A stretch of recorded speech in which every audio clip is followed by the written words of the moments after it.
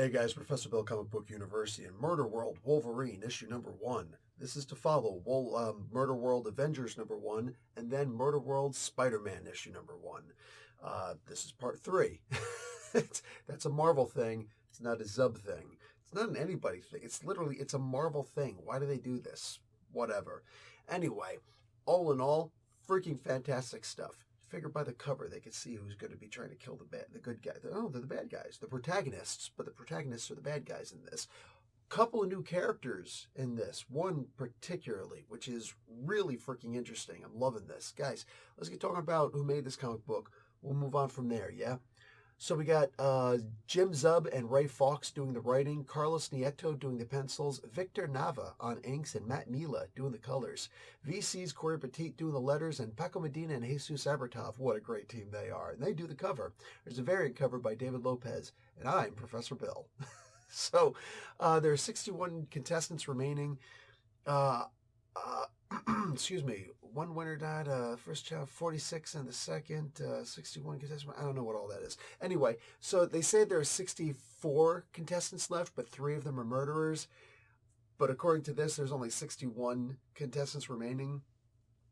Very quickly in the book, you realize that when Arcade says that there are, what do you call it, freaking murderers in there with them, 3 extra people, that it's all a lie. So I didn't know if they were saying that there were 64 left and 3 of them were murderers, or if there's 61 and none of them are murderers. But whatever. Either way, if you go by the book, it looks like there's 61 left, and he's lying and saying that there are 3 extras who are murderers. It's all dark. How can you freaking tell anyway?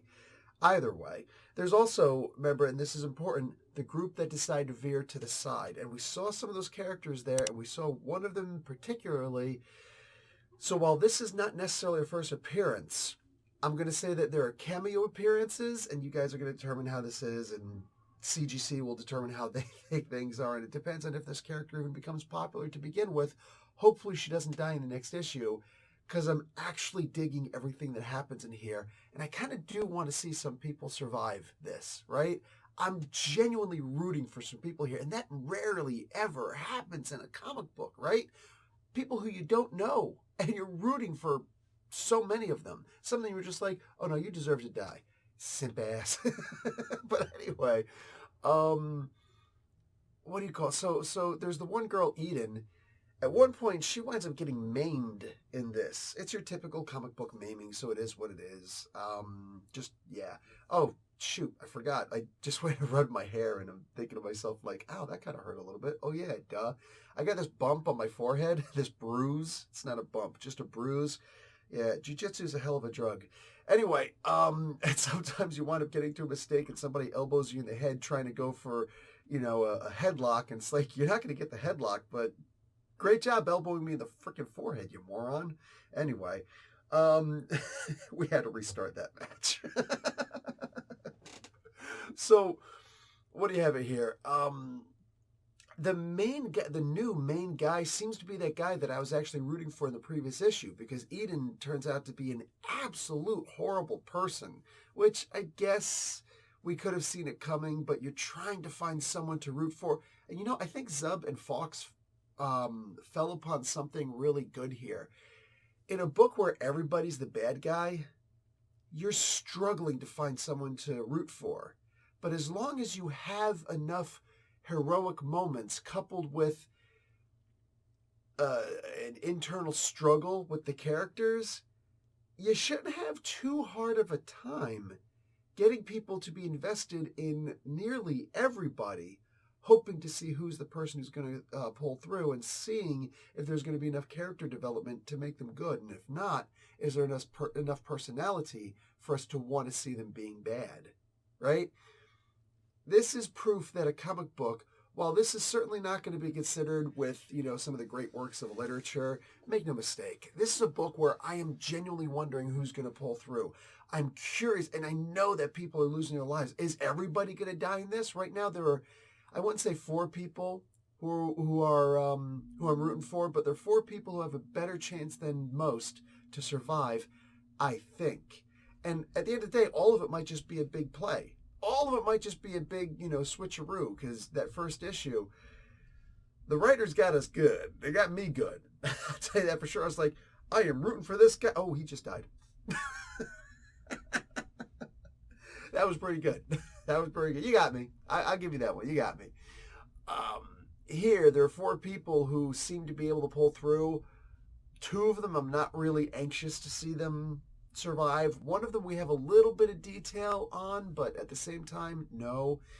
But once again, we switch protagonists in this one. And if you're not sure who the protagonist is all the way through the middle of this book, by the time the end of this book happens and the main action happens, there will be no doubt, because there'll be the callback to something that this character said earlier in this particular issue, right?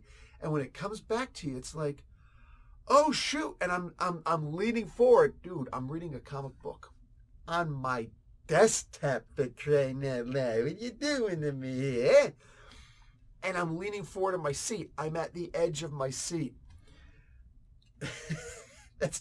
That's not supposed to happen with a comic book. These things are not supposed to be that interesting, right? Color me impressed. This is a fun series. I don't know if this is the best thing that's out by Marvel, because you got some good stuff out there. You got Moon Knight that's, it's a continuous and ongoing, so there's going to be some fluctuations in there, right? Oh, next issue is going to be Murderworld Moon Knight. Holy crap, that was a really great accidental segue. Or did I plan it? Maybe this is now my third eye. I don't know. I've got to go to a freaking road show today. Maybe I'll wear a hat. Just so I don't have to explain this to 40 different people. We'll see. Anyway, it's probably going to be more than 40. Anyway, so yeah. Jeez, guys, this is straight up. This issue, this is a banger. Because this series is just bap, bap, bap. I'm telling you, you tie up with somebody. I do boxing also. And surprising this didn't happen in boxing. But you tie up with somebody, you're going to get them ribs worked. There is no way to protect your ribs except with your hands. So don't tie up with people if you don't have to. You get those ribs worked and you can't breathe. And that's what's happening here, man. Bap, bap, bap.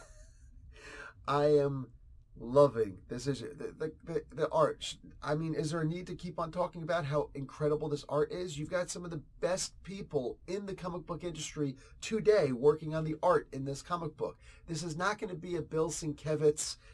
I don't know that we need that. In fact, we don't need that in this particular story. That's for like Sandman, right? That's for some of those other stories like The Crow, or just, the cover of Transformers #1, whatever.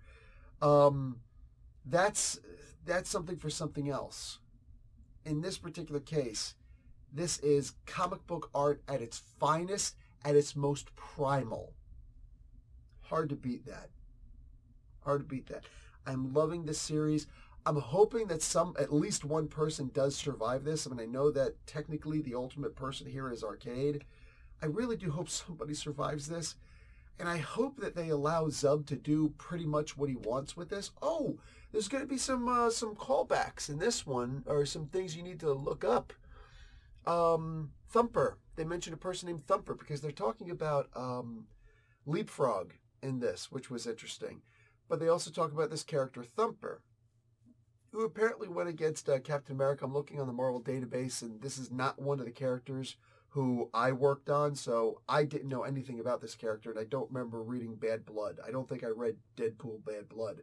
But if you read issue #1, you'll find Thumper right there. That's going to be this character's first appearance. Is it going to be necessary to get that? Is this going to be some amazing character if he's not already?